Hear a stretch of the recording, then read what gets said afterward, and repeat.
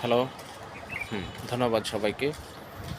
সবার আগে বাংলাদেশ তারেক রহমানের একটি ডায়ালগ বাংলাদেশ এখন জাতীয় ডায়ালগে পরিণত হয়েছে, সবার আগে বাংলাদেশ।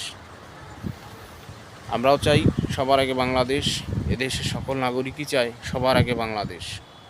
আর যদি তাই হয় তাহলে হাসনাত আবদুল্লাহর চাইতেও কঠোরভাবে জবাবদিহিতা নিশ্চিত করতে হবে সবার আগে বাংলাদেশ। ঠিক হাসনাত আবদুল্লাহ যেভাবে তার জবাবদিহিতা জনগণের সামনে নিশ্চিত করেছে, আশা করা যায় বাংলাদেশের সকল দল, এনসিপি,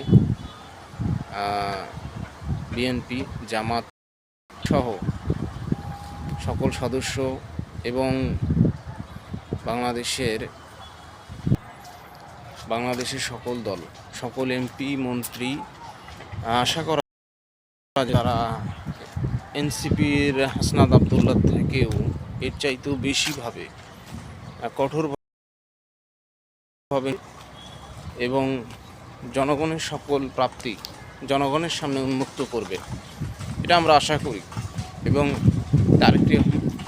বাংলাদেশের প্রধানমন্ত্রী জনাব তারেক রহমানের নেতৃত্বে এটা সম্ভব বলে আশা করা যাচ্ছে। ধন্যবাদ সবাইকে। আসসালামু আলাইকুম।